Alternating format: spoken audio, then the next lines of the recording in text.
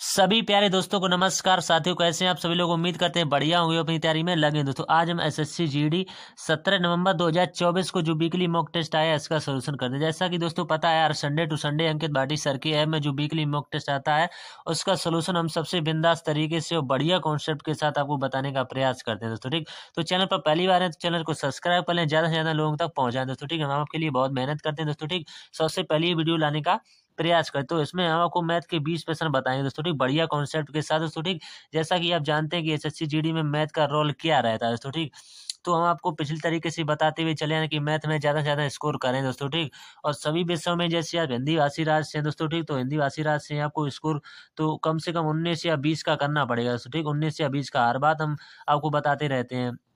अगर आपने पहली बार चैनल पर विजिट कर रहे हैं तो जितने भी सॉल्यूशन है दोस्तों प्लेलिस्ट के तौर पर बना दिए गए हैं, वहां से जाकर आप सभी सॉल्यूशन देख सकते हैं। बढ़िया तरीके से काफी संख्या में बच्चों ने देखा है, कमेंट भी किया है दोस्तों। ठीक, तो हिंदी के बाद हम बात कर लेते हैं जीएस की। ठीक, जीएस में आपको कितना स्कोर ना करना पड़ेगा? 13 से 15 प्रश्न आसानी से बनाने पड़ेंगे दोस्तों। ठीक, इसके बाद में रीजनिंग की बात कर लेते हैं। रीजनिंग में आपको कम से कम 19 से 20 प्रश्न बनाने पड़ेंगे दोस्तों। ठीक, क्योंकि जीडी में मेरिट बहुत आई जाती है दोस्तों। ठीक, और मैथ की बात करें तो कम से कम आपको 17 से 18 प्रश्न बनाने ही पड़ेंगे दोस्तों। ठीक, अगर आप हिंदी भाषी राज्य से हैं तो इतना स्कोर आपको करना पड़ेगा, तब आप जाके कहीं पर फाइनल मेरिट तक पहुंच पाएंगे दोस्तों। ठीक, कभी कभी मेरिट बहुत हाई चली जाती है तो इसके लिए क्या करोगे? आपको पढ़ना तो पड़ेगा दोस्तों। ठीक, तो यहाँ से टेस्ट को स्टार्ट कर लेते हैं। तो एक बात और आपसे कहेंगे कि यहाँ से टेस्ट यहाँ से स्टार्ट करा जाता है। तो ठीक, ये जीडी एसएससी जीडी 2024 और 25 ये आपको क्यू दिए हुए दोस्तों, 1 से लेकर 30 तक के। ये यहाँ से वर्ग दिए हुए हैं करके 30 तक। ये आपको कंस्ट्रक्ट होने चाहिए दोस्तों। ठीक, पता नहीं कब और कहाँ से पूछ दिया जाए, कभी बन जाता है तो हमें टाइम की बहुत ज़्यादा बचत करनी पड़ेगी। तो RWA जीडी कांस्टेबल 17 नवंबर को आई वीकली मॉक टेस्ट का ये डेट पड़ी है दोस्तों। तो फिर किस बात की देरी है? चैनल पर पहली बार है, चैनल को सब्सक्राइब करें, ज़्यादा से ज़्यादा लोगों तक शेयर करें दोस्तों। ठीक, तो आपके लिए हम सबसे पहली वीडियो लाने का प्रयास। और कुछ भाई क्या करते हैं कि बास्ट टाइम और यानी लास्ट 28 दिन का मैंने देखा तो यहाँ से नॉट सब्सक्राइब कितना दिखा, यहाँ से यहाँ तक लोग वीडियो तो देख रहे हैं, लेकिन कुछ पता नहीं किस तरह के भाई लोग हैं, वो केवल 16% लोग ही चैनल को सब्सक्राइब कर रहे हैं दोस्तों। ठीक, तो मेहनत लगती है, ज़्यादा से ज़्यादा लोगों तक शेयर करें और सब्सक्राइब अवश्य करते रहें दोस्तों। ठीक, क्योंकि सपोर्ट मिलता है तो हमें भी उत्कंठा बढ़ती है कि आप लोगों को ज़्यादा से ज़्यादा कंटेंट देने का प्रयास करें दोस्तों। ठीक, तो माँ सरस्वती का नाम लेकर के अपने पहले प्रश्न की तरफ बढ़ लेते हैं। तो ठीक, एक अगर आप ये पीडीएफ चाहते हैं दोस्तों तो टेलीग्राम पर अवश्य जुड़ जाएं। पूरे की 20 प्रश्न आपको इस पर मिल जाएंगे दोस्तों। ठीक, तो टेलीग्राम का लिंक जो है इसी डिस्क्रिप्शन में दे देंगे और वहां से जाकर आप टेलीग्राम पर काफी बच्चे जुड़ चुके हैं दोस्तों। ठीक, तो पहला प्रश्न आपके सामने, एक एक प्रश्न बढ़िया तरीके से बताने का प्रयास करेंगे।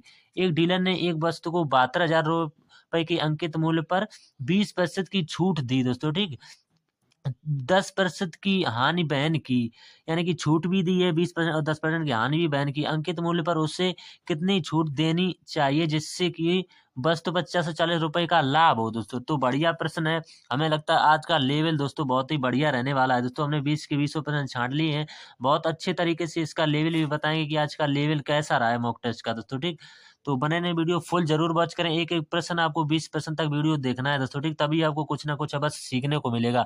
हम चाहते हैं दोस्तों आपको बढ़िया से बढ़िया कंटेंट देने का प्रयास करें हम दोस्तों। ठीक, तो सवाल में साफ साफ दे रखा है कि छूट यहाँ से 20% की छूट दे रखी है दोस्तों। आप देख सकते हैं 20 की छूट, और हानि वो झेल रहे हैं कितने? 10% की हानि भी। तो यहाँ से हम सीपी निकालेंगे बहुत आसान तरीके। तो सीपी बराबर कैसे निकालेंगे? रुपए कितने दिए हुए हैं? 72,000 दिए हैं दोस्तों। ठीक, 72,000 पे हमें 20% की छूट दी, तो हम कितना लिखेंगे? 80। और 10% की हानि कह रहे हैं तो कितना लिखेंगे? 90 लिखेंगे। ठीक, यहाँ से एक जीरो से एक जीरो कट जाएगा, 9 से ये कितनी बार कट जाएगा? 8 ने, यानी कि 9 अट्ठे 72 होते हैं, तो ये कितना आ जाएगा? 64,000 यहाँ से सीपी निकल के आ जाएगा। कितना आ जाएगा? 64,000। तो 64,000 हम लिखेंगे। ये हमारा क्या आ गया? ये हमारा सीपी आ गया। बहुत ही आसान तरीके से हम बताने का प्रयास करेंगे आपको। ठीक, तो देखते रहिए दोस्तों। ठीक, इतना हमने निकाल लिया, यानी सीपी हमने निकाले। अब व्यापारी जो है 440 का लाभ कमाना चाहता है, तो नया विक्रय मूल्य यहाँ से क्या हो जाता है? व्यापारी क्या करता है? 440 का वो रुपए का लाभ कमाना चाहता है, तो व्यापारी 440 का लाभ कमाना चाहता है, तो नया विक्रय मूल्य यहाँ से हो जाएगा, यानी कि जो हमने निकाला हुआ था 64,000, यहाँ से लिखेंगे 64,000 और इसमें प्लस कितना और कर देंगे? 440 जो है इसमें प्लस और कर देंगे दोस्तों। ठीक, 440 में प्लस कर देंगे तो यहाँ से कितना आ जाएगा? इसको आप जोड़ नहीं पाओगे, यानी 64,000 और 440 रुपए यहाँ से हो जाएगा। 64,440 रुपए हो जाएगा। तो हमें क्या बतानी है? हमें तो छूट बतानी है। सभी ऑप्शन देख सकते हैं परसेंट में छूट दी है, तो छूट का फॉर्मूला क्या होता है? परसेंट छूट बराबर छूट। तो यहाँ से छूट कितने की यहाँ से दे रहे हैं? तो छूट कैसे निकालें? अंकित मूल्य में से विक्रय मूल्य को माइनस करेंगे, यानी कि 64,000 में से आपको, यानी 72,000 में से इतने को माइनस करना है। तो यहाँ से माइनस करके बता देते हैं। 72,000 यहाँ से लिखेंगे, 72,000 माइनस का, और ये इसमें से 64,000 को माइनस करना है। तो यहाँ से कितना बचेगा? 700, यानी कि 7,560 बचेगा सर, ये छूट बचेगी। तो इसको थोड़ा अगले पेज पर आपको डिस्प्ले कर देते हैं। तो इसमें से इसको घटा देना है दोस्तों, ठीक, कुछ नहीं करना है। 72,000 जो दिया हुआ है, 72,000 माइनस का कितना करना पड़ेगा? 64,440 तो ठीक, और बटे कितना करना पड़ेगा? 7, यानी कि 72,000 दोस्तों, ठीक। तो छूट हमेशा अंकित मूल्य पर दी जाती है। तो और परसेंट में बताने के लिए इंटू यहाँ पर 100 कर देंगे, बस कुछ नहीं करना, परसेंट बताने के लिए 100। तो यहाँ से घटाएंगे, जैसे हमने पहले भी घटा के आपको बता भी दिया है, कितना है? 7,507। दोस्तों आज के सवाल थोड़े कैलकुलेटिव है, हमने आपसे पहले ही कहा है। और कितने पर होती है? यानी 72,000 पर। तो यहाँ से 72,000 लिख लेंगे, ठीक। और परसेंट में बताने के लिए इंटू 100 कर देंगे, ठीक। 2 जीरो से 2 जीरो कट जाएंगे, 1 जीरो से। 72 का आपको केवल 756 में डिवाइड कर देना है। तो यहाँ से आपका आंसर आ जाएगा, कितना है? 10.5 बार चला जाएगा। तो यही इसका राइट आंसर आएगा दोस्तों, ठीक। देख लेते हैं किस ऑप्शन में दिया हुआ है। हमने आपको बहुत आसान तरीका बताया दोस्तों, काफी कैलकुलेटिव प्रश्न है। 0.5% ऑप्शन नंबर ए में दिया हुआ है। आज का टाइम भी काफी ज्यादा लगेगा दोस्तों, ठीक। उसके लिए क्षमा चाहेंगे, क्योंकि हम चाहते हैं कम से कम टाइम में आपको ज्यादा से ज्यादा कंटेंट दिया जाए दोस्तों, ठीक। दूसरा सवाल है, 4 अभाज्य संख्याएं दी हैं दोस्तों, आरोही क्रम में व्यवस्थित हैं। प्रथम 3 संख्याओं का गुणनफल 255 और अंतिम 3 संख्याओं का गुणनफल 1955 है। सबसे बड़ी अभाज्य संख्या क्या है? यहाँ पर डॉट डॉट करके दिखाया गया, यानी सबसे बड़ी अभाज्य संख्या आपको बतानी है। तो कोई संख्या आप मान लें, हम चाहे संख्या मान लेते हैं, हम ए मान लें, बी मान लें, सी मान लें और डी मान लें, ये हम संख्या मान लेंगे, क्योंकि 4 अभाज्य संख्या, इनको आरोही क्रम में आप व्यवस्थित कर सकते हैं। तो प्रथम 3 संख्याओं का गुणनफल कैसे आप निकालें? प्रथम 3 संख्याओं का गुणनफल आप निकालेंगे, ए बी सी के फॉर्म में होता है, ए बी सी के फॉर्म में आप निकाल सकते हैं। तो कितना दिया हुआ है? 255 दिया हुआ, तो 255 लिख लेंगे दोस्तों, ठीक। अंतिम 3 संख्याओं का औसत, यानी अंतिम 3 ये है, यानी कि बी और सी और डी है। तो बी और सी डी का कितना हो जाएगा? 1955 हो जाएगा। तो 1955 लिख लेंगे। तो कितना हो जाएगा? 1955 दिया हुआ, तो यानी लास्ट की 3 संख्याओं का दिया हुआ दोस्तों, ठीक। आज आपको बढ़िया से राइटिंग में हम समझाने का प्रयास कर रहे हैं दोस्तों, ठीक। तो इसके बाद अंतिम 3 संख्याओं के गुणनफल को प्रथम 3 संख्याओं के गुणनफल से विभाजित कर दिया जाए तो हमें क्या प्राप्त होता है? यानी सवाल में कहा है, तो हमें यानी कि बी सी डी को, बी सी और डी, बी सी डी को किससे विभाजित करने का? ए बी सी से। तो डिवाइड कर देंगे यहाँ से, यानी 1955 को आप किससे डिवाइड करेंगे? यहाँ से 1955 255 से डिवाइड करेंगे, तो 255 यहाँ से लेंगे। तो यहाँ से ये कटेगा, तो कितनी बार कट जाएगा? ऊपर 23 बचेगा और नीचे कितना बचेगा? 3 बचेगा। यानी डी बराबर यहाँ से कितना आ जाएगा? डी बराबर 3 आ जाएगा। और ए बराबर यहाँ से कितना आ जाएगा? ए आ जाएगा। ये हमने 2 वैल्यू यहाँ से फाइंड आउट कर ली। अब आगे का प्रोसेस देख लेते हैं। आप चाहें तो सवाल को यहीं पर सॉल्व कर सकते हैं। तो उसमें सवाल में कहा कि सबसे बड़ी अभाज्य संख्या, तो सबसे बड़ी अभाज्य संख्या इसमें 23 ही आ जाएगी दोस्तों। इसका आंसर जो है 23 जो है इसका राइट आंसर आएगा। अगर आप टाइम को बचत करना चाहते हैं, नहीं आगे की संख्या निकालना चाहते हैं दोस्तों, तो यही इसका राइट आंसर आ जाएगा दोस्तों, ठीक। उम्मीद करते हैं आपको समझ में आ गया होगा। अगला प्रश्न देख लेते हैं यहाँ पर। तीसरा प्रश्न है, यानी 9600 का एक हिस्सा दिया, 9,600 का एक हिस्सा 8% ब्याज पर और बचा हुआ जो है 10% ब्याज पर निवेश किया जाता है। 4 वर्ष के बाद 3500 साधारण ब्याज प्राप्त होता है, तब ब्याज पर 10% पर नियोजित धनराशि क्या होगी? इसमें धनराशि पूछी, 10% में निवेशित की गई राशि आप क्या मान लें? ए मान लें। हम जानते हैं कि 10% पर जो निवेश की गई होगी वो कितनी है? यानी कि ए है, उसको हम ए नाम दे देंगे दोस्तों, ठीक। और 8% की दर पर क्या करेंगे? 8% की दर पर हम करेंगे, यानी जो 9600 दिया हुआ है, जो दिया हुआ है 9600 माइनस का ए कर देंगे दोस्तों, ठीक। 9600 माइनस का ए, ठीक। इतना समझ में आपको आ गया होगा।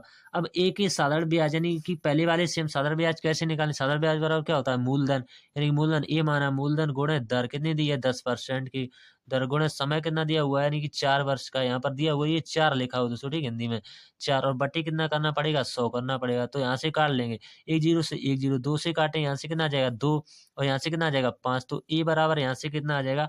यानी कि 2a/5 आ जाएगा यहाँ से, ठीक। इतना सॉल्व कर लिया होगा आपने। अब इसी प्रकार से हमें 8% का निकाल लेना है, तो 8% का इतना आप नोट कर लें, 8% का। इस पर देख लेते हैं तो कैसे निकालें? यहाँ से ब्याज कितना दिया हुआ है? 9600 हमने जो माना हुआ था, 9600 माइनस का ए, ठीक। एक स्टेप हमने ये मानी थी, 9600 माइनस का ए, इंटू यहाँ से कितना करेंगे? 8, और इंटू समय कितना दिया हुआ है? 4, ये दर दी हुई थी 8, और बटे कितना कर देंगे? 100 कर देंगे। तो यहाँ से आपकी वो सॉल्व होके आ जाएगी, और दोनों का योग करेंगे, क्योंकि हमें सवाल में योग ही दिया हुआ है। तो 2a हमने वो निकाल लिया था, यानी कि अगली परसेंट वाला और बटे 5, तो इनका योग कितना दिया हुआ है, सवाल में दिया हुआ 3500 दिया हुआ, तो 3500 के बराबर लिख देंगे। बढ़िया कॉन्सेप्ट है दोस्तों, ठीक। अब यहाँ से आपको क्या करना है, आप चाहो तो एलसीएम लेके सॉल्व कर सकते हैं, लेकिन शॉर्ट तरीका जो है इसका वो आपको हम बताने का प्रयास करेंगे दोस्तों, ठीक। तो यहाँ से आप चाहें तो इसमें मल्टीप्लाई करेंगे, फिर 8 ही आएगा दोस्तों, काफी कैलकुलेटिव है प्रश्न। तो यहाँ से क्या करना पड़ेगा आपको, एक स्टेप हम बढ़ा लेते हैं दोस्तों, ठीक। तो यहाँ से गुणा करेंगे, कितना आ जाएगा 30 और 7200 आ जाएगा, तो ठीक 30 7200 माइनस का कितना आ जाएगा 32, 8 चौको कितने हो गए 32, और प्लस का कितना आ जाएगा 40 का 40 ए आ जाएगा। तो यहाँ पर 32 ए होगा और ये 40 होगा, क्योंकि इसमें से ये घटेगा, और बराबर में कितना लिखना पड़ेगा 3500 लिखना पड़ेगा दोस्तों, ठीक। 3500 तो ऐसे 35 और बटे कितना करना पड़ेगा 100 करना पड़ेगा दोस्तों, ठीक। अब ये प्रोसेस बन के आ गई। अब आपको क्या करना है, इसमें से 40 में से 32 को घटाएंगे, तो यहाँ से कितना बचेगा 8 ए बचेगा। 8 ए किसके बराबर हो जाएगा, और इसमें से इसको घटाएंगे, इसमें से इसको घटा लेंगे, तो यहाँ से कितना बचेगा 42,800 बचेगा, 42,800। तो 8 से ये कितनी बार कट जाएगा, यहाँ से ए की वैल्यू हमें पता चल जाएगी। 8 से ये कट जाएगा 5350 बार कट जाएगा, ठीक। तो यही पूछा हुआ कि 10% पर कितनी राशि दी है, तो 5350 जो है इसका राइट आंसर आ जाएगा। उम्मीद करते हैं आपको समझ में आ गया होगा दोस्तों। कई की सवाल में इसमें दोस्तों, ये सवाल प्रीवियस ईयर का है, जीडी का 2021 में आप सर्च करेंगे तो मिल जाएगा।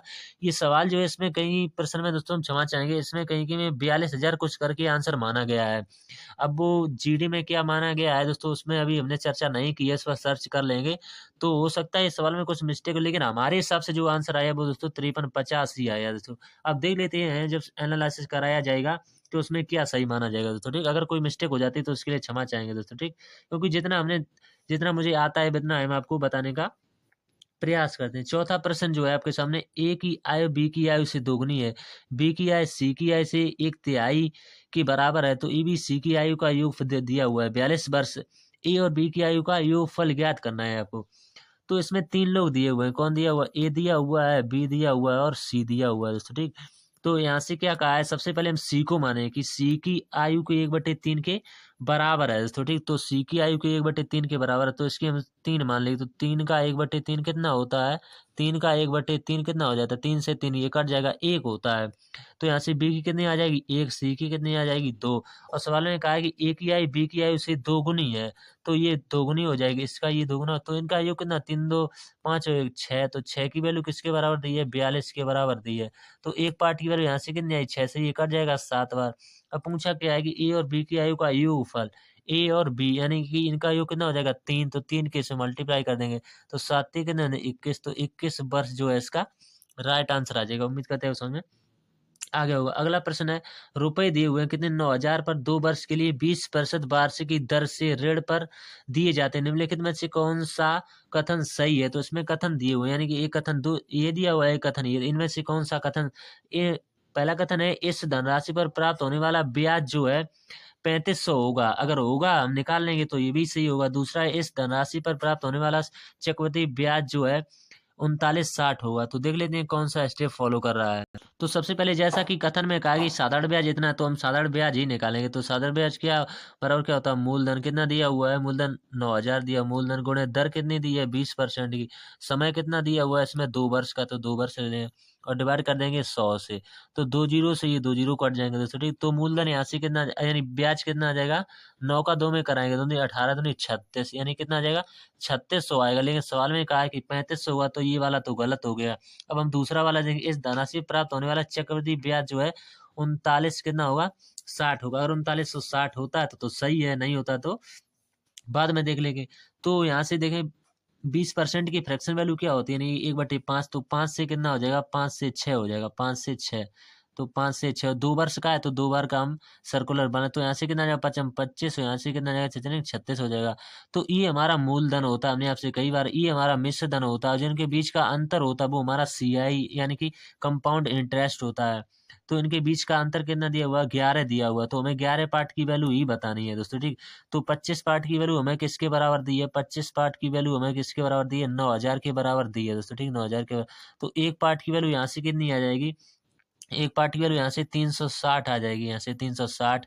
और हमें क्या बताना है, अगर चक्रवृद्धि ब्याज पूछा हुआ तो चक्रवृद्धि ब्याज अगर इतना आता है तो ये सही हो जाएगा। इसमें 11 की मल्टीप्लाई और करा देंगे, 11 की मल्टीप्लाई यहाँ पर देख लेते हैं। यानी 360 जो आया है इसमें 11 की मल्टीप्लाई कराएंगे, तो 11 की जैसे ही मल्टीप्लाई करेंगे तो इतना ही आ जाएगा, यानी सेकंड वाला हमारा राइट हो जाएगा दोस्तों। ठीक, उम्मीद करते हैं आप समझ में आगे होगा। अगला प्रश्न है, ए कार्य को 4 दिनों में कर सकता है, बी जबकि बी उसे 8 दिनों में कर सकता है। ए से शुरू करते हुए दोनों एकांतर दिनों में ए एक दिन में और बी दूसरे दिन में कार्य करते हैं, तो वो कार्य जो है कितने दिन में पूरा हुआ। भाई ये अल्टरनेट डेज वाला प्रश्न है दोस्तों, बढ़िया सवाल है, देख लेते हैं। ए दिया हुआ है और कितना दिया हुआ है, बी दिया हुआ। ए जो है कितने दिन लेता है, 4 दिन लेता है। बी कितने दिन लेता है, 8 दिन। एलसीएम इनका कितना हो जाएगा, 8 हो जाएगा। तो 8 एकम 8 और 4 दूनी 8 हो जाएंगे यहाँ से। अब यहाँ से इनकी साइकिल बनी, यानी 2 दिन में जो है ये कितना कार्य करेंगे, 2 दिन में ये कितना कार्य कर लेंगे। क्षमता कितनी है, 2, 3 कार्य ये कर लेंगे। ठीक है, हमें कार्य कितना कराना है, 8 कार्य कराना है। तो हम इसमें भी कितने की मल्टीप्लाई कर देंगे, 3 में हम 2 की मल्टीप्लाई करेंगे, सबसे पहले 2 की। तो यहाँ से कितना आ जाएगा, 6 आ जाएगा। अब एक गणित का नियम होता है, एक बार मल्टीप्लाई होगी तो दूसरी बार भी होगी, तो यहाँ से 4 दिन हो जाएंगे। यानी 6 कार्य जो हो जाएगा वो कितने दिन लगेंगे, 4 दिन। 4 दिन लगेंगे 6 कार्य होने में। हमें कार्य कितना करना, 8। अब अगले दिन कौन आएगा, यानी ए से शुरुआत करेंगे। इस सवाल में कहा है कि ए से शुरू करते हैं, तो अगले दिन आएगा ए की क्षमता यहाँ से कितनी है, 2। तो 2 यहाँ से कर लेंगे, 2। तो 2 यहाँ से जोड़ेंगे तो एक दिन और बढ़ जाएगा, यानी एक दिन बढ़ जाएगा तो इसमें एक जुड़ जाएगा, तो 4 एक कितना हो जाएगा, 5। तो 5 दिन में हमारा पूरा कार्य हो जाएगा, यानी 5 दिन में बराबर कितना कार्य हो जाएगा, 6 और 2 8। यानी 5 दिन में पूरा कार्य हो जाएगा। दिन कितने लगेंगे, दिन बराबर हमें लगेंगे 5। तो 5 जो है इसका राइट आंसर आ जाएगा। उम्मीद करते हैं आपको समझ में आ गया होगा दोस्तों। ठीक, बढ़िया प्रश्न था, ऐसा प्रश्न एसएससी में बनता रहता है। ये सवाल है, निम्नलिखित व्यंजक को सरल कीजिए।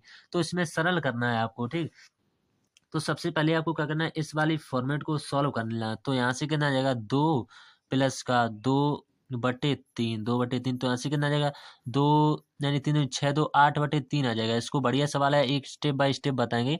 8/3 यहाँ से आ जाएगा। फिर हमें शुरू की वो वाली सॉल्व कर लेनी है। तो यहाँ से कितना आ जाएगा, 2 प्लस का और 2 और भाग कितना हमने निकाला था, 8, 8/3 निकाला था। तो यहाँ से कितना आ जाएगा, 2 और प्लस का 2 और इंटू कितना करेंगे, इसको पलट देंगे, गुणा का चिन्ह लगाएंगे, 8/3 कर लेंगे। तो यहाँ से कितना आ जाएगा, यहाँ से 8/8 यानी 3/8 हो जाएगा दोस्तों। ठीक है, यहाँ से 3/8, थोड़ा सा इसको 3/8 करेंगे यहाँ से। ठीक, 3/8। तो ये किससे कट जाएगा, 2 से कट जाएगा 4 बार। तो ऊपर अब कितना बचेगा भाई, देख लेंगे। यानी 2 सही 3/4 बचेगा, 2 सही 3/4। इसका मतलब क्या होता है, 11/4 होता है, 11/4। अभी आपका सवाल सॉल्व नहीं हुआ था, तो ठीक, 11/4 इतना हमने सॉल्व कर लिया।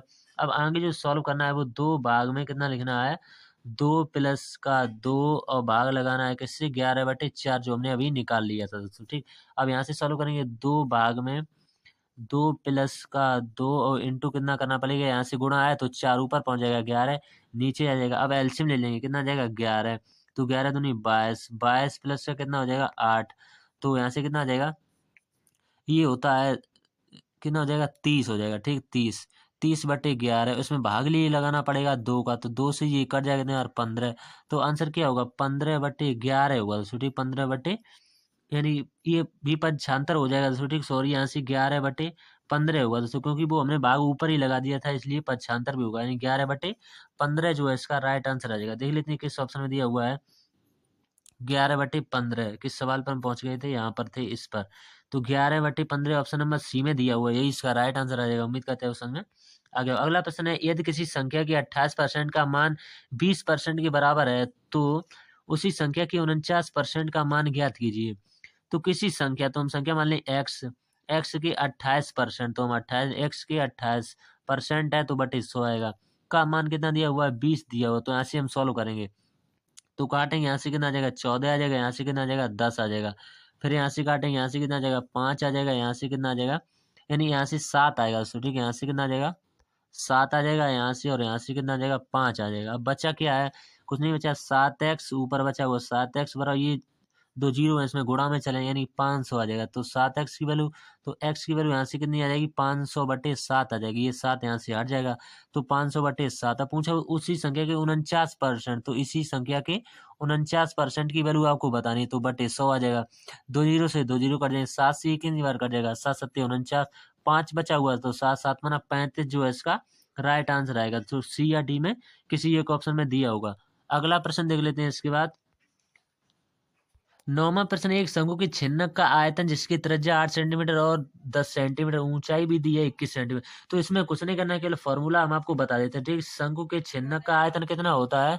तो शंकु के छिन्नक का आयतन कितना होता है? 1/3 होता है, 1/3 पाई और एच दोस्तों। ठीक, 1/3 पाई एच और आर, यानी कैपिटल आर का वर्ग आपको करना है प्लस यहाँ पर स्मॉल आर का भी वर्ग करना है और प्लस का क्या करना है? आर और स्मॉल आर दोस्तों। ठीक, ये होता है शंकु के छिन्नक का आयतन दोस्तों। इसी वैल्यू में आपको सभी वैल्यू रख देनी, यानी आर बराबर कितना दिया हुआ है? 8 दिया हुआ है दोस्तों। कैपिटल आर बराबर इसमें कितना दिया हुआ है? 10 दिया हुआ है। एच बराबर कितना दिया हुआ है दोस्तों? 21 दिया हुआ है।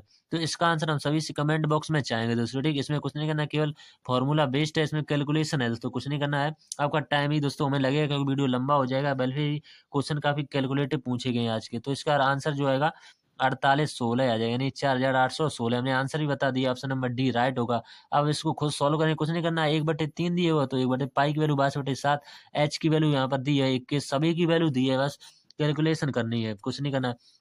का महत्तम सावर्धक, तो महत्तम सावर्धक क्या होता है? नहीं कि मासा बटे लासा, तो ऊपर वाले का मासा, मासा कितना होता है? 4, 3 और 7 का 1 होता है, और लासा इनका कितना होता है?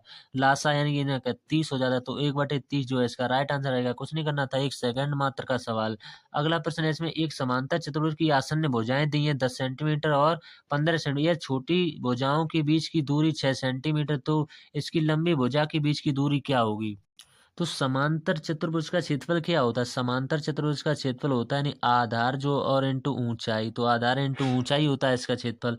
तो इसी में आपको वैल्यू रख देनी है। तो यहाँ से कितना दिया हुआ है? 10 दिया हुआ है, और कितना दिया हुआ है? 6 दिया हुआ है, तो यहाँ से कितना आ जाएगा? 60 आ जाएगा इनका क्षेत्रफल।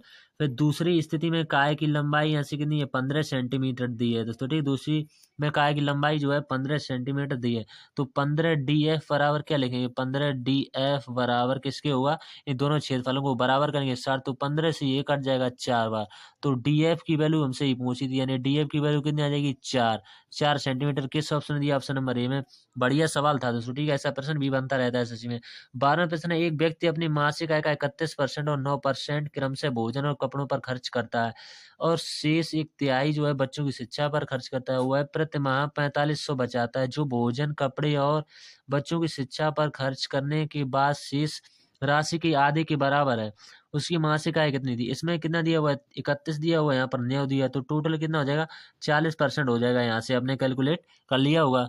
जैसे आप कुल कितना मान लेंगे? कुल 100 यहाँ से मान के चलेंगे, माना कि उसका कुल कितना है? 100 रुपये उसकी इनकम मान के चलेंगे, तो उसमें 40% हमने यहाँ पर निकाल लिया हुआ है। इसमें मासिक का 31% और 9% से भोजन और कपड़े पर, तो कुल कितना हो जाएगा? 40% यहाँ से कुल हो जाएगा। उसके बाद में हमें कहा है कि सेज जो है उसका सेज जैसे कितना बचा है? 60, तो 60 का क्या कह रहे हैं? 1/3, तो इसका 1/3 कितना हो जाएगा? इसी कट से कट जाएगा, कितना हो जाएगा? 20 आ जाएगा। तो ठीक, तो 20 ये किस पर? एजुकेशन पर बता रहे हैं। तो ठीक, 20 एजुकेशन पर। तो यहाँ से कितना आ जाएगा? सेविंग उसकी कितनी बचेगी यहाँ से? तो सेविंग उसकी कितनी बची? 40, तो 40 का भी आधा बताया गया है कि उसके आधे के बराबर है, तो किसके बराबर होगी? 20 के बराबर होगी दोस्तों। ठीक, तो 20 के बराबर, तो इसी 20 की वैल्यू किसके बराबर दी है? 4500 के बराबर दी है दोस्तों। ठीक, तो ये इससे कितनी बार कट जाएगा? 2 जीरो से, और 2 से ये कितनी बार कट जाएगा? यहाँ से 225 बार कट जाएगा। लेकिन हमें 100% की वैल्यू बतानी है, तो 2 जीरो ही तो बढ़ जाएंगे बस, और कुछ नहीं। तो ये इसका राइट आंसर आ जाएगा। उम्मीद करते हैं उस में आगे होगा। 22,500, बढ़िया प्रश्न था, एकदम आसान तरीके से बता दिया है। थोड़ी रवि और सुहाग क्रम से 2 किलोमीटर प्रति घंटा और 4 किलोमीटर प्रति घंटा की चाल से ABC तक चलते हैं, जिनके बीच की दूरी भी दी है 24 किलोमीटर। सुहाग B पर पहुंचता है और तुरंत वापस लौटता है, और C पर रवि से मिलता है। A से C की दूरी आपको ज्ञात करनी है। तो ए दिया हुआ है और बी दिया हुआ है, इनके बीच की दूरी भी दी है हमें, कितनी? 24 किलोमीटर की दी है, तो 24 किलोमीटर रख दें।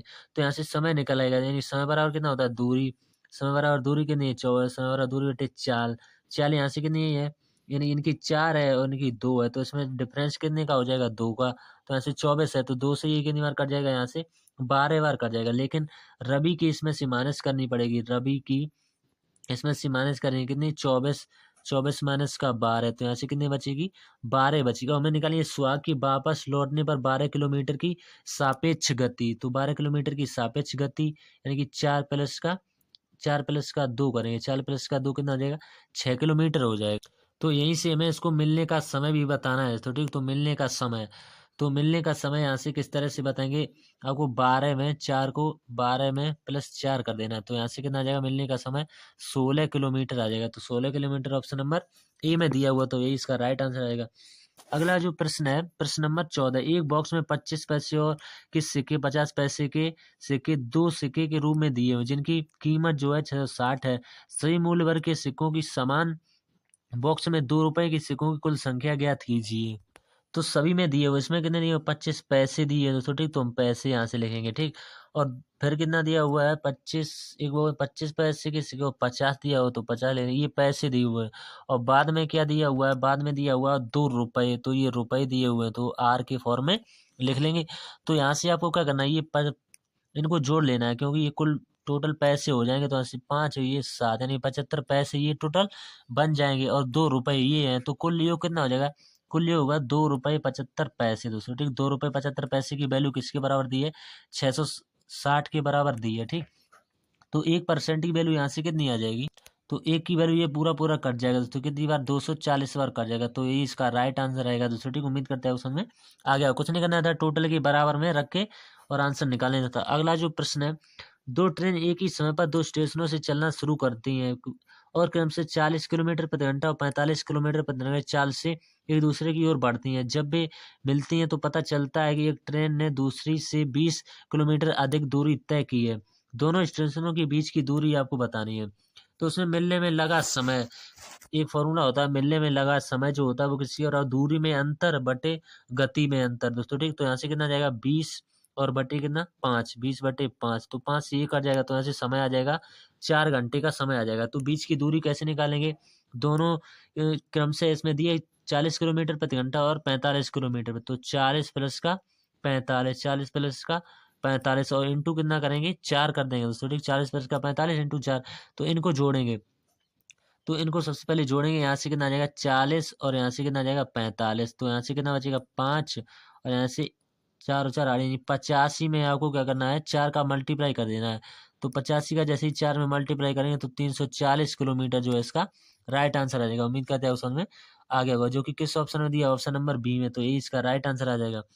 अब जो है प्रश्न नंबर 16 देख ले, एक ए ने एक व्यापार शुरू किया और 45,000 की पूंजी निवेश की तथा कुछ समय बाद बी जो है 30,000 निवेश कर व्यापार में शामिल हो गया। यदि वर्ष के अंत में उन्हें 2:1 के अनुपात में लाभ प्राप्त हुआ तो अब तो ज्ञात करें कि बी जो है वो बी कितने समय के बाद व्यापार में शामिल हुआ। तो इसमें समय बताना है, कुछ नहीं, 0 से 0 काट लेंगे तो आपको आसान रहेगा दोस्तों, ठीक। कितने जीरो कॉमन है, 3 जीरो कॉमन है, तो 3 जीरो से 3 जीरो ये कट जाएंगे दोस्तों, ठीक। तो ए दिया हुआ है और बी दिया हुआ है, ठीक, दो लोग दिए हुए हैं। तो ये कितने यहाँ से लिखेंगे 45 और ये कितने लिखेंगे 30 लेंगे, क्यों हमने 0 से 0 काट लिया, तो 15 से काटेंगे, 15 3 45 और 15 दूनी 30। तो रेशियो क्या बना है इनकी पूंजी का 3:2 के अनुपात में बन जाए, और लाभ का भी अनुपात हमें दिया हुआ है कितना 2:1 का लाभ का भी हमें रेशियो दिया हुआ है। तो हमें तो वो बताना है कितने महीने के बाद वो जोड़ा है, तो 3 इंटू ये पहले वाला व्यक्ति है 12 महीने के लिए लगाता है रुपये पूरा, और दूसरे वाला जो व्यक्ति है रेशियो है 2, ये कितने महीने के लिए लगाता है हमसे पूछा हुआ है, और रेशियो कितना दिया हुआ है 2:1 का दिया हुआ है दोस्तों, ठीक। तो यहीं से हमें काट लेना है दोस्तों, ठीक।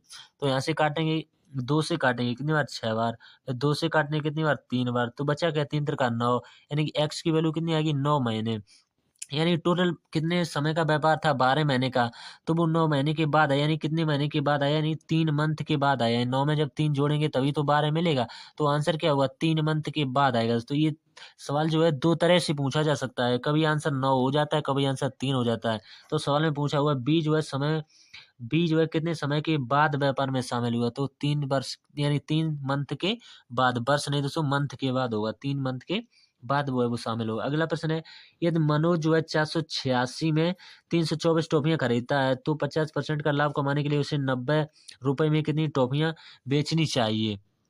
तो यहाँ से आप एक टॉफी का क्रय मूल्य नहीं निकाल पाएंगे, एक टॉफी का क्रय मूल्य निकालने कैसे 486 में हम किससे डिवाइड कर देंगे 324 से डिवाइड कर देंगे, तो ये जो है एक टॉफी का क्रय मूल्य यहाँ से निकल के आ जाएगा दोस्तों, ठीक। तो यहाँ से डिवाइड करेंगे 324, इसी पर आपका आंसर आ जाएगा 324 जो हमने लिखा है 324, और क्या करेंगे 324 इंटू, सवाल में कहा कि 90 में कितनी टॉफियां बेचनी चाहिए, तो 90 लिखेंगे दोस्तों, ठीक 90 और इंटू यानी भाग लगाएंगे किससे 486 से 486, और लाभ कितने का कमाना पड़ेगा, ये सवाल में दिया 50% लाभ कमाने के लिए। तो कितना लिखना पड़ेगा, 100, और कितना लेना पड़ेगा 150, 50% का लाभ कमाने के लिए। तो काट लेंगे, 0 से 0 कट जाएगा दोस्तों, ठीक। यहाँ से काटेंगे 5 से, 5 दूनी 10, 5 3 15 दोस्तों, ठीक। और 90 से ये पूरा पूरा, यानी 3 से ये कितनी बार कट जाएगा, 3 त्रिका 9 है, 30 बार। 3 से ये कितनी बार कट जाएगा, दशमलव में कटेगा, यानी 16.2 में कटेगा, तो 16.2। और इसका जवाब इसमें डिवाइड कर देंगे तो आपका आंसर आएगा 40। तो 40 जो है इसका राइट आंसर रहेगा दोस्तों, ठीक। उम्मीद करते हैं समझ में आ गया, जो कि ऑप्शन नंबर ए में दिया हुआ है। अगला प्रश्न है इसके बाद, ए बी का 2 गुना है, बी जो है डी का आधा है, डी सी का 3 गुना है, ए डी का कितने गुना है। कुछ नहीं करना है, सभी को लिख लेना है। ए दिया हुआ है, बी दिया हुआ है, सी दिया हुआ है और डी दिया हुआ है। तो सबसे पहले हम डी को मान लेंगे कि डी जो है वो सी का 3 गुना है। तो डी जो है 3 गुना हो जाएगा किसका, सी का, तो हो जाएगा ये 3 गुना।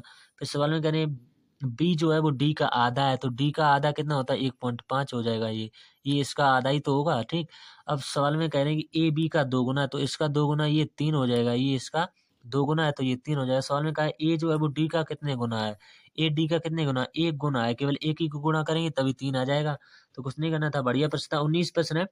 5 वर्ष पहले पी और क्यू की आयु का अनुपात दिया हुआ कितना, 7:9 था। 10 वर्ष बाद यह अनुपात 5:9 हो जाएगा।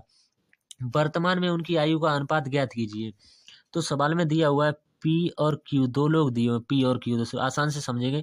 इनका रेशियो दिया हुआ है 7 और 9 का। आप चाहें तो इसमें एक्स लगा लेंगे तो सवाल आसान बन जाता है, थोड़ी एक्स लगा लिए। 10 वर्ष बाद ये अनुपात जो है 5:6 हो जाता है। ये तो अनुपात कब का दिया है, 5 वर्ष पहले का दिया हुआ, ये दिया हुआ है 5 वर्ष पहले का। अब हमें वर्तमान में लाना है, तो वर्तमान में लाने के लिए 7x प्लस का 5 करेंगे, 7x प्लस का 5 और बटे 9x प्लस का 5 करेंगे, 9x प्लस का 5। ये हमारा इतना जो है ये वर्तमान में आ चुका है दोस्तों, ठीक। ये वर्तमान में आ गया। फिर सवाल में कह रहे हैं कि 10 वर्ष बाद, तो इसमें 10 वर्ष और जोड़ना पड़ेगा। ये 10 वर्ष बाद, तो 10 वर्ष और जोड़ेंगे, तब रेशियो जो है कितना हो जाएगा, था है 5:6 का हो जाता है। अब इसमें कैंची का मल्टीप्लाई कर देना है, बस आपको यहाँ से सभी का मान निकाल लेना है। तो यहाँ से x की वैल्यू कितनी आ जाएगी, x की वैल्यू 5 आ जाएगी दोस्तों, ठीक। तो वर्तमान में रखेंगे यहाँ पे 7 में 35 और 5 कितने हो जाएंगे, यहाँ से 40 हो जाएंगे दोस्तों, ठीक। फिर वर्तमान में रखेंगे 5 की वैल्यू 9 45 और 5 कितने हो जाएंगे 50। तो इन्हीं का रेशियो पूछा हुआ, तो रेशियो हो जाएगा 4:5 का। उम्मीद करते हैं समझ में आ गया होगा। अगला प्रश्न जो है, शांत जल में एक नाव की चाल 8 किलोमीटर प्रति घंटा और धारा की चाल जो है 2 किलोमीटर प्रति घंटा है। एक व्यक्ति 90 किलोमीटर की दूरी जो है स्थित पर एक स्थान पर नाव से जाता है और प्रारंभिक बिंदु पर वापस भी आता है। इस दोनों तरफ जो है आवागमन में कुल कितना समय लगा हुआ है। तो टोटल टाइम आपसे पूछा, तो धारा की विपरीत दिशा में गति कितनी हो जाएगी, धारा की विपरीत दिशा में जो गति हो जाएगी वो हो जाएगी यानी कि 8 माइनस का 2। तो 8 माइनस का 2 कितना हो जाएगा 6। और धारा की दिशा में कितनी हो जाएगी 8 प्लस का 2, ये तो नॉर्मल सी बात होता है। 8 प्लस का नहीं 10 किलोमीटर हो जाएगी, 10 किलोमीटर प्रति घंटा। तो यहाँ से इतना हमने निकाले। अब धारा की प्रतिकूल टाइम, तो टाइम कितना होता है, समय बराबर दूरी कितनी दी है 90। तो 90 हम सबसे पहले 6 से डिवाइड करेंगे, तो यहाँ से टाइम कितना लगेगा 15 घंटे लगेगा। ये धारा के यानी प्रतिकूल है, अब धारा के अनुकूल हमें निकालना पड़ेगा। तो 90 और प्लस का 10 करेंगे, तो यहाँ से ये पर घंटे हैं दोस्तों, ठीक। और 0 से 0 का जाए तो यहाँ से 9 घंटे, तो 15 घंटे यहाँ से लगेंगे, 9 घंटे यहाँ से, तो टोटल कितने घंटे का समय लगा, यानी 24 घंटे का समय लगा हुआ। तो 24 घंटे इसका राइट आंसर आ जाएगा।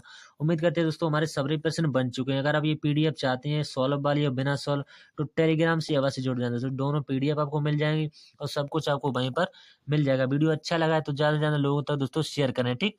तो मिलते हैं अगले वीकली मॉक टेस्ट, तब तक के लिए धन्यवाद दोस्तों।